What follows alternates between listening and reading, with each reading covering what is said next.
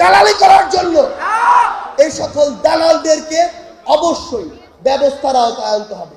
আমাদের জায়গা থেকে আপনাদের উদ্দেশ্যে একটি স্পষ্ট বার্তা, যে কোনো জায়গায় যদি অন্যায় দেখেন, লিগ্যাল যে ওয়ে রয়েছে সেই ওয়েতে আইনগত প্রক্রিয়ায় আমাদের নির্দিষ্ট জায়গাটিতে যেতে হবে।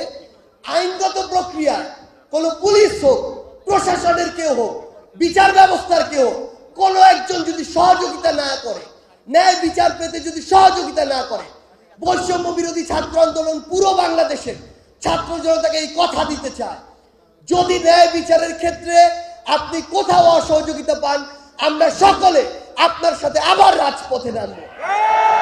কিন্তু তার পূর্বে আমরা আমাদের জায়গা থেকে কোনো মব জাস্টিসে যেন না যাই। আমরা যদি ন্যায় বিচার প্রতিষ্ঠা করতে চাই, তাহলে ন্যায় বিচার প্রতিষ্ঠা হওয়ার যে আইনগত প্রক্রিয়া, সেই প্রক্রিয়ার চর্চা আমাদের জায়গা থেকে